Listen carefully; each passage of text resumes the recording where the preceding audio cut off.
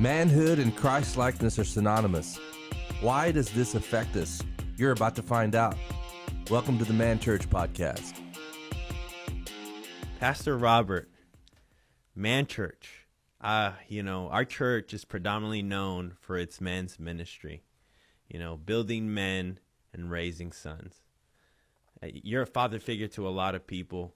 And what would you start, like if a man wanted to be in ministry, a young man who has a desire to serve the Lord, where should he start? What should he do? Where should he go? Like, what does that look like? I think that I think I would start off by setting everything straight, because if you're not careful, you can start focusing on trying to be a better man, be a better husband, be a better father. Yeah. And if we're not careful, there's a lot of self-help stuff out there. Yeah. And there's all these books on setting habits and just becoming better. And, right. and there is something to that we need to work at becoming better. But I think the foundational part that I think that everybody needs to understand as they listen to this podcast or to what we do, is our foundation is Jesus. And what we believe is we really can't move forward with any of it until somebody accepts Jesus, the atoning power of his blood and his resurrection. That's the foundation of anything that's going to last, having to do with manhood, biblical manhood, and because we can't become better outside of Christ. Sure. And some people would argue that and say, well, you're making it all religious, but that is who we are, and that is what we believe. We have to transform from the heart, and then behavior changes. Yeah. You can't put behavior change in front of heart change. Wow. So everything, I think that if there's a man and they're listening and where do I start? The first place you start is, where are you with Christ? Do you have a relationship? Do you understand the gospel? Yeah. Do you understand that we've all walked away from God and we need a Savior? Yeah. And do we understand that without a Savior, there's a part of us that's dead on the inside? Yeah. And until we accept his sacrifice and we receive the Holy Spirit, then we can't come alive to real manhood. And if you don't have that, what happens is the manhood becomes toxic. Wow. Masculinity becomes toxic because you don't have that. Yeah. Because you don't have the heart of the Father. And I think that's one thing that's really been on my heart to share, is that everything that we do starts with a transformational encounter with Jesus. That happens first. When that happens, we can work from that foundation. We don't have it in us. Part of the problem with manhood is that we always try. Some of us look for better manhood by having a better career. Yeah. We fall in love with money. We want career. We want success, and we chase that. Yeah. And it's like a bungee. You get going on it, and you get down the road, and then eventually it brings you back into the brokenness.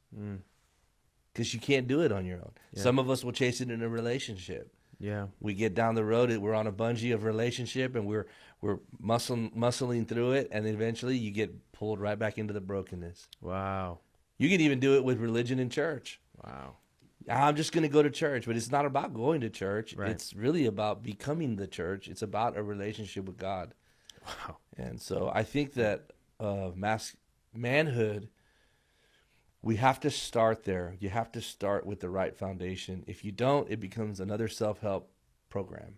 But isn't a Christian guy just a guy to make sure that his family gets to church on Sunday morning and prays before his food, and provides and kind of tries to raise the kids every now and then on Sunday? Isn't that what it means to be a Christian man in today's society? Or am I off, or am I thinking wrong? No, I think those things are the byproduct. That's not the end all. You know what I'm saying? And when you try to become something and it's not really who you are because you're not transformed in the heart, right? And so then you begin to it begins to be about works. It begins to be like, well, if I just treat my wife right, and if I just get everybody to church, and you begin to check off the boxes of like, I'm doing this, I'm doing that, but then you'll find it's like a bungee. Yeah.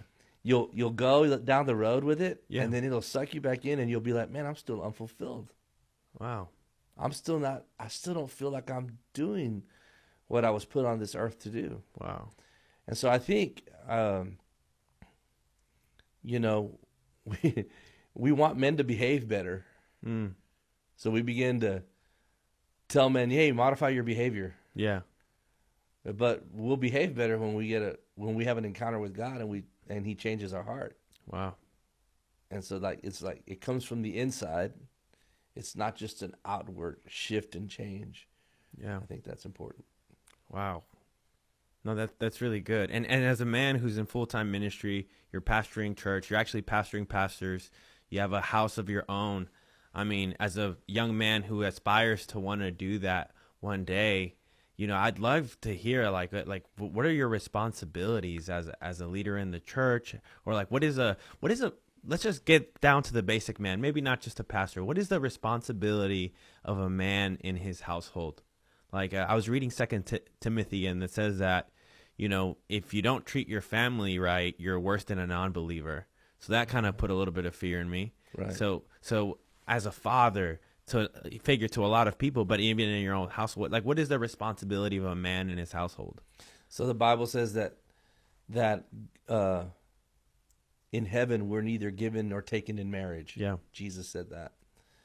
And then there was one time Jesus was somewhere, and he said, hey, your mother, your brother, they're outside. Yeah. And he said, who is my mother and brother? It's those that do the will of my Father. Wow.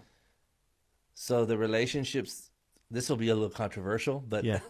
The relationships that we have today on this earth, my marriage and my children, are temporary. Right. They're gifts from God to show me God, to show me my relationship with God, and to show me my relationship with people. My marriage in Ephesians 5, as I love my wife like Christ loved the church, and she submits unto me, it's a reflection and a picture of me being the wife of God. Yeah. He loves me, and he showed it on Calvary. And so he requires and it demands my submission to him. Wow. And so as I walk in my marriage, I am being taught by my wife how to submit. Wow. So you're learning from your wife. wife. I'm learning from my wife. As she submits to me, I'm learning, wow, that's what God expects from me, right? Wow. And so then, even with our children, we have children, they're our first disciples. Wow. So as we raise or parent children, it's discipleship. Now, all of those things translate spiritually to spiritual sons and daughters. So it's not enough to just, but the Bible says, until you get your house right, right? Learn in your house, and then you're qualified to be in the church and lead in the church. Right. But in reality, the church is just another family. Yeah. The church itself, all the people, they're the bride of Christ. Christ is the husband. We are the bride. And then as I disciple people, they're my children. So, I shouldn't mistreat those that I disciple, because I wouldn't mistreat my own flesh and blood children. Right. And so I think that's important that we understand that everything that's happening temporary on this earth is there to make us, to fulfill us, and to give us a demonstration of what we're supposed to be doing spiritually with men and with women in our churches. I think that one thing that I can tell you now, when I was in my 20s and I was being called and doing ministry, I was very zealous, and I was I really was ambitious. Yeah. And, I wanted to do everything. Right. And I wanted to go everywhere. Yeah. And I wanted to be the speaker. I wanted to be all these things. Don't we all? And then as you get older and you start realizing, man, my time's running out, I mean, I'm not going anywhere. You're I'm not. still young. Yeah, But you're not. we're all Jesus' we're all name, on you're the not. clock, right? Yeah. We're all headed to a Oh, place. man, don't talk like that. All right. All right, And yeah. so as you get older, you realize I can't do everything. Right. And then all of a sudden the burden and the responsibility of raising up people underneath you to keep it going takes on a new meaning. Can I ask you a question about that? Yeah. No, and that's a really good point, and it's a really good segue. You know, there's a lot of people who are going to be listening to this podcast who either don't have a mentee or don't have a mentor. So can we talk about those perspectives? Because, you know, I look at your life, and first and foremost, before you were a mentor, you were a mentee to a guy for about 20 years. Right. And now you're mentoring like 20 plus, pastoring pastors. So what are some things as a young man we should look for in a mentor? Or how does a young man even obtain a mentor? Right. Well, I would say the first thing I would say as you were talking is like, you never stop being a mentee. I'm still being mentored. Yeah. Today. I may mentor a lot of people, Yeah. but I still stay teachable to the people in my life right now. Pastor GF, you know, some of the other, Pastor Gerald Davis, Bill Wilson. Yeah.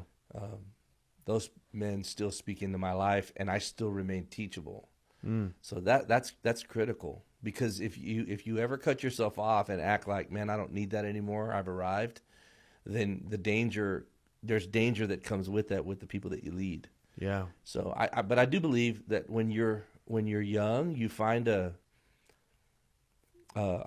you know, God places us in churches. And so hopefully we're not just at a church because we want to be there. Hopefully we've accepted the fact that God dispatches us, and he knows my gifting. He puts me where he puts me. So what I would tell a young man today is like, where do you go to church, and do they have a discipleship model, and who can you get to speak into your life that you trust in that church? And then begin to allow them to speak into your life. Like all areas or just some areas? You know, I think it's all areas. I think, you know, everybody wants a father till you get one. Right? Yeah. Everybody wants the attaboy, but nobody really wants the corrective part. Wow. You know, of like, hey, So you need, you know, I'm watching this. You need to change that, or get, you know, at the beginning for me, it was like, hey, where were you? You didn't show up to church, you know? And it's like, well, why do I got to tell you where I'm at? You know, I'm like, I'm 20 years old. Yeah. I'm 30 years old, you know? I'm a grown man. And so, like, things like that. Sorry. It's all good. It's all good. We need a little intercession break. A little intercession break. Yeah, so I think that in order to be a good mentor, you have to be a good mentee. Okay. In order to be a good father, you have to learn how to be a good son. Wow. So you don't go directly to fathering. You go through sonship first. And so the other thing is, whatever you do as a son is what you can expect that as a father, you know? And so I learned a lot at Powerhouse in me submitting myself. I chose that. Yeah.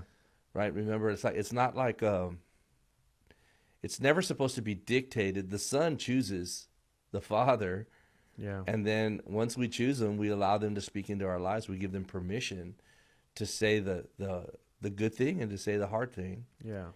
And then as they say it, we get better. And so I've always, my relationship with Pastor GF, he's challenged me, and it's been a challenging relationship. Yeah. Just like any relationship would be. And there's times that I listen immediately, and there's times that I don't. Yeah. And then there's times that I correct myself, and then I think that whole experience has got me to a place where it's made me a better father. So I've learned from that relationship how to speak into a young man's life. Yeah. And to serve you. Like I'm pretty big about, like, if I'm mentoring you, I'm going to serve you. Yeah.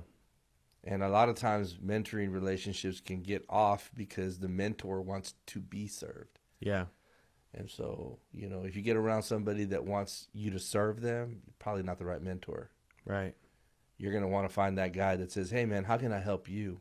Yeah. How do I help you achieve your dreams? How do I help you move forward in your ambitions, in your endeavors? Yeah.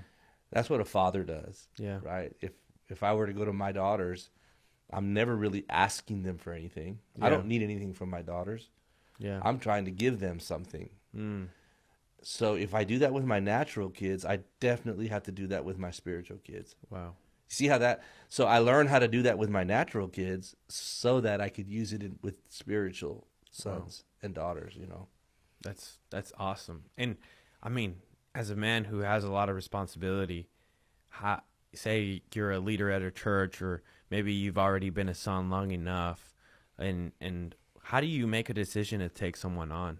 Like, what are some things that you look on? Because if you can't take on 100 guys, you'll run dry. So how do you, it's not that you're rejecting, but you only have a limited amount of time to be, productively mentoring somebody. How do you make a decision on who to mentor and who not to? I think that's a good question, because everything I've ever done, I've tried to model it. So Jesus chose 12. Yeah. Now I'm not Jesus, but I just use that model of saying, okay, well, what 12 guys are around me that are faithful? Sure. I measure, that's probably the 2 Timothy 2 says, the things that I have taught you, Paul tells Timothy, the things that I have taught you or shared with you. Yeah. Find faithful men that are able to teach others.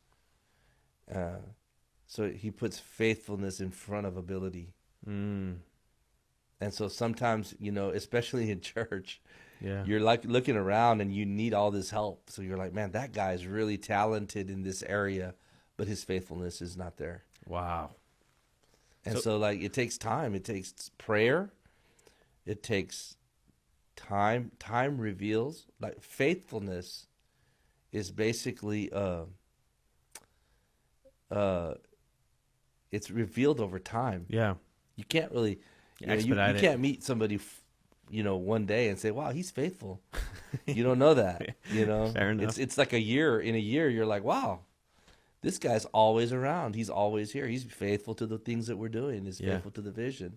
Wow. And then God shows you, like, you need to take that young man on, or Yeah. And then and hopefully you raise what Jesus did. What he raised those 12. So Jesus never neglected the crowds, right? So as a pastor, if you're a pastor and you're preaching to crowds, it's you always preach to the crowd. Yeah. But you pour your life into 12. And how because wow. you have to pour your life into 12 in order to handle the crowd. Yeah. You're always, and that's what and so those 12 hopefully will learn how to pour their life into another 12 or another 10 or whatever, however many people. And that's how a church is pastored. Wow. That's the only way it can get big, or else it's always going to be hinged on one man. That man's going to burn out and that church is going to die. Wow. That's wild that you put it in that perspective. Because I look at churches and I just see the one guy, preaching and teaching with this nice sneakers up there. So, I thought, people like to come hear a preacher speak. So, wow. So there's probably more to that. Well, they do. People are always going to come hear a preacher speak. Yeah. Right? That's right. But discipleship can't be done from the pulpit. Well, okay. So you're saying that coming on Sunday isn't enough? You're not being discipled when you come on Sunday. You're coming to hear. Okay. And you're hearing something, and it might disciple you to a level. But there's a difference when me and you get together. Yeah. And we begin to do life together, and we begin to do outreach together. We begin to evangelize together. There was a difference with the people that listened to the Beatitudes. Yeah. Versus the guys that walked with Jesus and encountered the leper. Do you see what I'm saying? Yeah, there's a deeper discipleship that happens when you're encountering the obstacles of life with your mentor. Wow. So discipleship, you wouldn't say is like a, hey, let's meet for coffee at 9 a.m. at a coffee shop every Monday. It's a part of it. It's part of it. I used to say it's not. There's a value to sitting around a book. There's a value to doing a workbook. There's a value to reading books. Sure. There's a value with just getting together at a coffee shop. I wouldn't say there's no value to it. Yes, sir. But it's a whole nother level when you go to India with me. Yeah. Or when we go downtown. Yeah. Or when we go to Trinity Hunters and we do some ministry on, Yeah. something changes, That's At a coffee shop, I'm telling you about evangelism. At Trinity Hunters, you're watching your father evangelize. Wow. And so that's a whole nother game. That's a whole nother level. To be honest, what's missing in our discipleship, when we say the discipleship in America, we're thinking of a workbook. Right, right. And we're thinking about completing a workbook.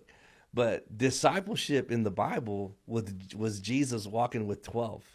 And there's a cost to that, right? I'm married. I have 3 daughters. I have a granddaughter. How did I spend time with you? We got up at 5, went to the gym. Yeah.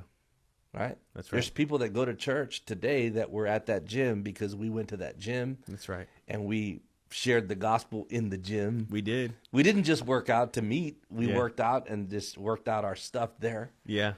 Do you see what I'm saying? Yes, sir. And so so then when you're doing that with your mentor, there's a level of discipleship that's happening. People are watching. It was me, you, Danny, Pastor Andres at the gym. Yeah. You're talking to this guy. Everybody's watching you. Everybody's listening to you. And it's like a real world example of evangelism. You're not reading it in a book. Right. Right. That's so And cool. then the other thing that closes the deal is when you go to church and that guy you're talking to walks in. Or he's playing the drums. Or he's playing the drums. That's good. It's like real world discipleship. Yeah. And wow. So, speaking of that, we need to get back into the gym. Yeah. Hey, 21 days is almost done. Hey, Sunday 22nd. Get to eat. That's good. That's good. And so, I want to say this too. Yeah. Manhood. I think I've said this before in podcasts. I think it's worth repeating. There's 3 things that a man has a responsibility to do. Okay. To show the heart of the Father. To give the instruction of the Father. And to cover the family.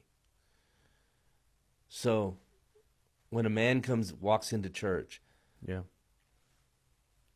we have to start at that place of like, when Adam sinned, and when Adam and Eve sinned, they did not take responsibility. And so God had to show up because Adam had the ability to stop Eve. Maybe not to stop Eve, but Adam had the ability to stop himself. Wow. Time to take a bite. Right. To obey God rather than to obey man. Right. But he chose to obey man. Wow. Right. Yeah. So he didn't listen to the instruction. And he didn't demonstrate the Father in that moment. He didn't demonstrate the Father. Yeah. And he didn't listen to the instruction. And so then when they sinned, God had to show up and cover them. Remember, he sacrificed an animal. He did. And he covered them. Wow. So those are the 3 things that sin caused us today. So we're trying to regain that. Jesus came back. He's the second Adam.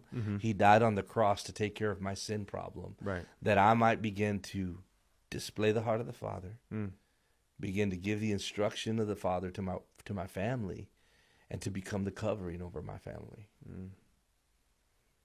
That covering is, it's not a lid, and the problem with the covering is we think that it's like you're going to do what I say, but the covering is a sacrifice. Yeah.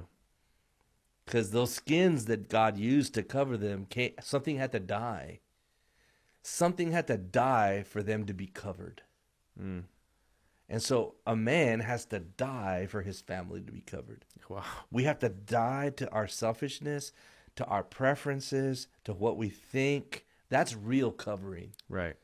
what we see today is not real covering. It's kind of like we think covering is you're going to do what I say. Yeah. Right. And that's not covering. It's authoritative, dominating. That's not covering. Yeah. That's not biblical covering. Covering requires my death. Wow. Covering requires me. It requires, when men understand it and when women understand it, the reason that submission is so important to God is because we're asking you to submit because I'm going to sacrifice myself. Wow. That's the real. It's not too much to ask for to submit. When Jesus says, submit to my teachings, obey my commands, what he's saying to me and to you is he's saying, I died for you. Yeah. To cover you. Submit. It shouldn't be hard. Yeah. You shouldn't be bucking it. Yeah. And where does submission start? Like, how do you know someone's submitted? I mean, I think it's evident in obedience and it's evident in listening. You know, it's like, that sounds, sometimes I know, so the whole idea of misogynism begins to creep up and, it's like, oh man, you're just, but it's not. Like, I love my wife. Yeah. Like, I desire to love my wife and for her to be safe, for her to be blessed, for her to have everything that she needs. That's my desire on the inside of my heart. And when I do all that, I feel like submission is easy for her. Yeah. You know, sometimes I even would say this, if submission is hard for you, or if you're noticing that your wife's having trouble submitting, maybe you're not creating the environment to submit. You're putting the responsibility, calling out a lot of people. So sometimes what we do is we want to blame her. Oh, what we do is say, hey, listen, you just need to submit. Well, maybe you need to change what you're doing, and maybe true submission will come because she sees the heart of the Father. So you're saying that submission is a byproduct of the man's leadership? Absolutely. Man. That's not popular. Hey, that puts a responsibility on the man. It puts the responsibility on the man. But didn't Adam say, this is the wife you gave me? That's the problem. He blamed it on his wife. Yeah. And that didn't fly. It did not. It did not. So God came back and was like, hey, what do you know? Man. So like my first response, everything. So I said, show the heart of the Father. Right. Give the instruction. And cover. Yeah. The instruction and the cover, they're rooted in the heart of the Father. Right. So if I begin to know the Father so well, and Jesus said, the Father and I are one. Right. If you've seen me, you've seen the Father. Yeah. So technically, the Gospels show us, the red letters in the Gospel say, this is the Father. Wow. So you don't have an excuse. I don't know the Father. Yeah. You can read the 4 Gospels, and you can study Jesus' character, his attributes, his demeanors, the way he handled things, the way he spoke, and what he did, and you have a picture of the Father. And so as a man, if I can know the Father and then demonstrate that same spirit to my family, right? Yeah. It changes them. Wow. And let me just put a disclaimer out there. Okay. I failed miserably. Yeah. Over my life, I'm 53. Got married when I was 20. Didn't know any of this. Yeah. And I'm going to tell you, even at 50, even 2 years ago, even a year ago, I'm making mistakes. But today I'm catching myself going like, man, that's not the heart of the Father. Right. And I'm learning, I'm learning like, wow, if I just, display the heart of the Father, I can reach the heart of my children. Right.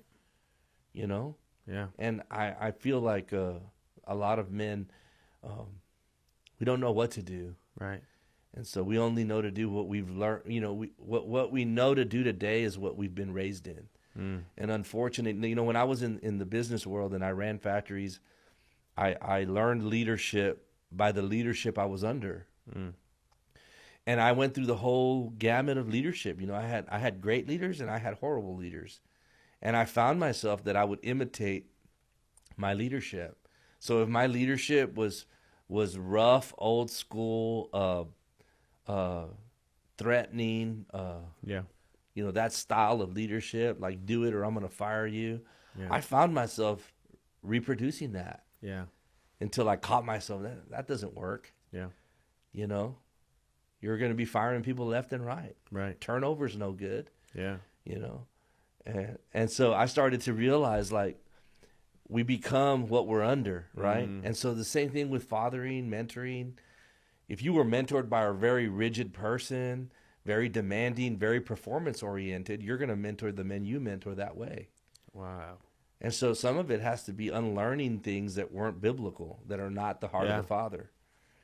So how do you know that? How do you got to know the heart of the Father for yourself? And so, I told you this. I mentor you. I said, go and read 1st and 2nd Timothy, right? And read it for the whole year. Read it over and over and over again, right? And it'll give you a picture of Paul, a father, talking to his son Timothy. Yeah. And you get it in you, and you start saying, like, that's how a father talks to his son, right? And you begin to, what if you just talk like that to the guys you're mentoring? Yeah. And gave them that kind of advice. Yeah. Right? Yeah. And we remove all the other junk. Just make it black and white. Make it, and just stick to the word. Just stick to what we know is the word. Yeah. And then the word begins to do the work, right? I know you're working on something, and you read it and it said, I think Paul told Timothy, let your aim be love. I mean, right. Just those three, let your aim be love. That phrase is huge. Yeah. You can preach for hours on that. Yeah. Let your aim be love. I'm thinking I'm called to the ministry. Why? Because you love? Or is it your ambition? Wow. Is it what you've seen in your mind of you traveling the world or on a platform? What is it? What is the driving force? Because if your aim is not love, it's the wrong driving force. Wait. So what if I can prophesy?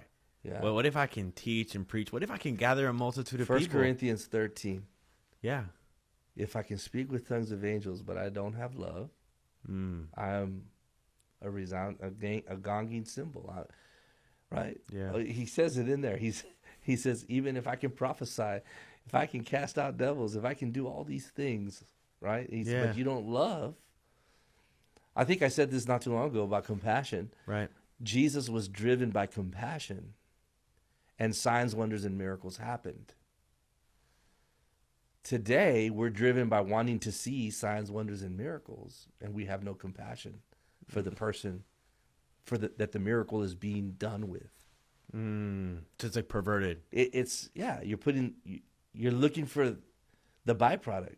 Yeah, you're looking for a moment. I mean, Jesus was never like, man, I want to see the blind. He was like, man, I feel compassion for the leper. Right. I want him to be clean. He wasn't like, man, I can't wait for the leprosy to leave. It wasn't the manifestation of the healing that he was after. He looked at the person. He was brokenhearted for him. I wonder if God's trying to say, like, hey, man, I want you to see the person. I want your aim to be love. Like, even if nobody sees it happen, right? In today's world of social media and everything that we do, we put everything out there. We're always trying, and we do it too. We're going to do it with this. Absolutely. We're going to put it out there, and we're going to try to help people. Yeah. But it's kind of like, I'm thinking like maybe God wants us to love people beyond the post. Like, we just want to see somebody get well, get healed, be delivered, and that's enough. It's enough for me to experience your deliverance. It's enough for me to experience your joy. Wow. The answer to happen to you. I don't have to, if nobody knows about it, it's okay. Yeah. That's a good thought. I mean, kind of rethink everything that we're doing, sometimes, but. Yeah. Do you ever find yourself like you have to recalibrate? Absolutely. Yeah. I think sometimes, we can get extreme, That's humanity, we swing to one side of the pendulum and then to the other side of the pendulum, right?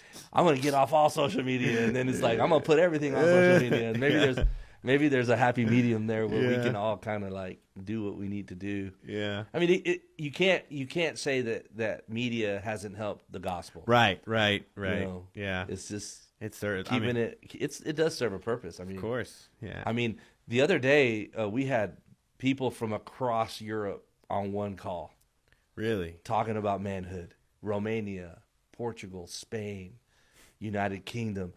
I mean, with today's technology, you can do that.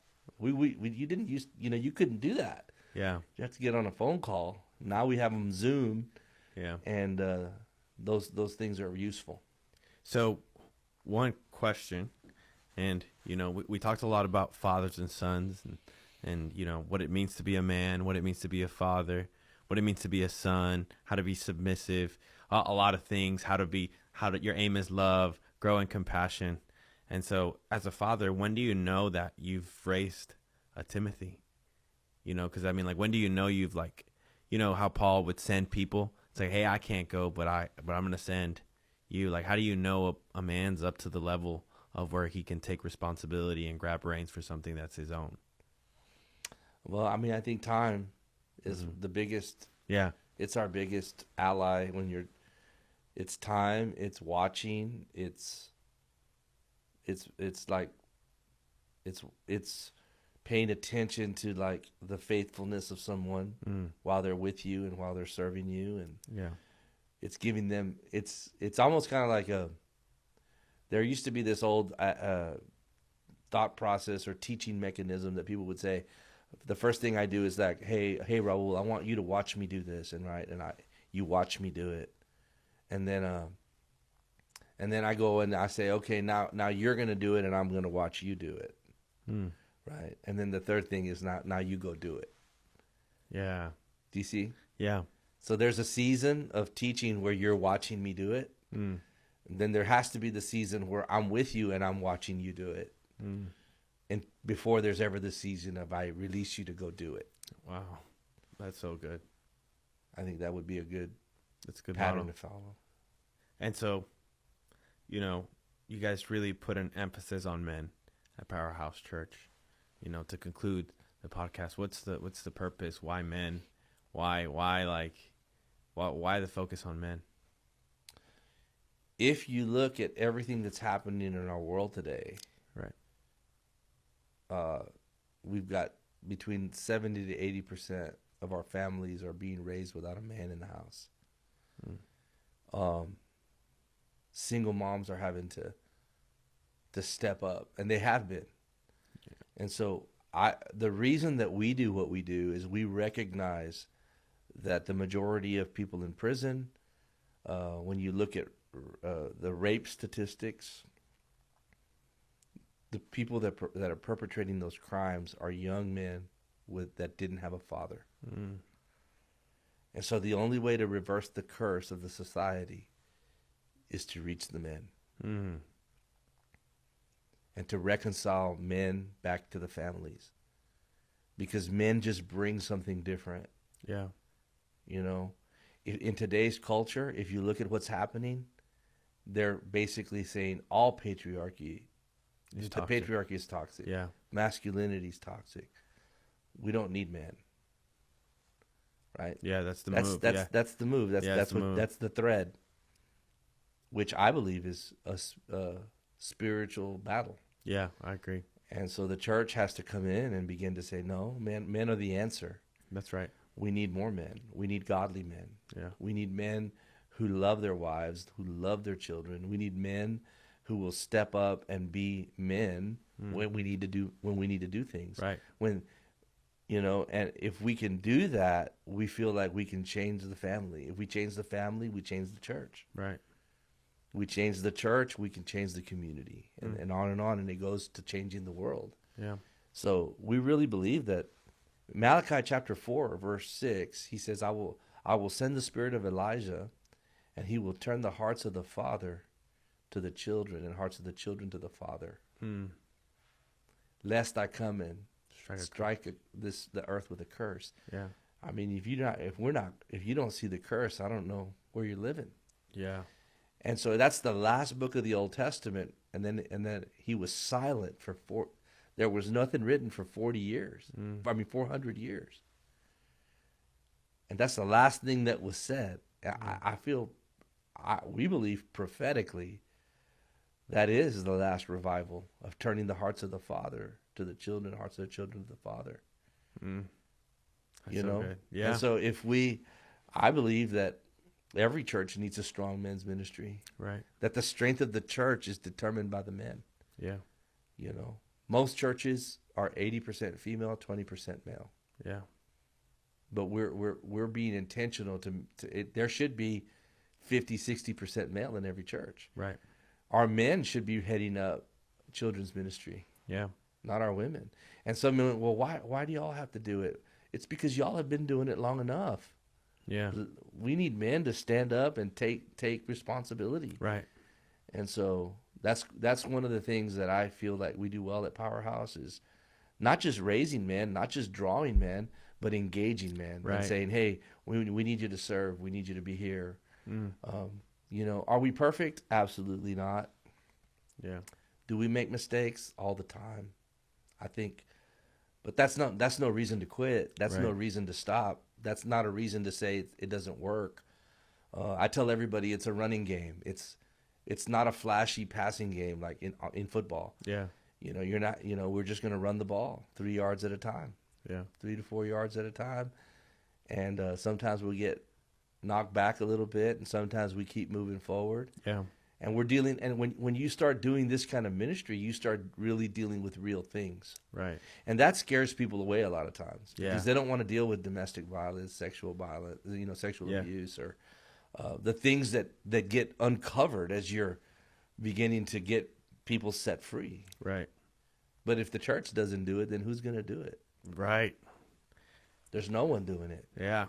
And so Programs ain't working. I believe that it's time, you know. Yeah. I would tell men that are listening to this podcast that you need to get in a church. You need to get in a church that believes this way, and you need to get plugged in, and you need to start doing what God called you to do. Thanks for listening. If you're hungry for more, catch up on our previous episodes by searching ManChurch on Spotify and Apple Podcasts. To watch this episode on YouTube, go to Powerhouse Church's YouTube channel. Don't forget to subscribe and leave a comment and review so more men can find these episodes. To learn more on why manhood and Christlikeness are synonymous, go to manchurchinternational.com. See you on the next episode.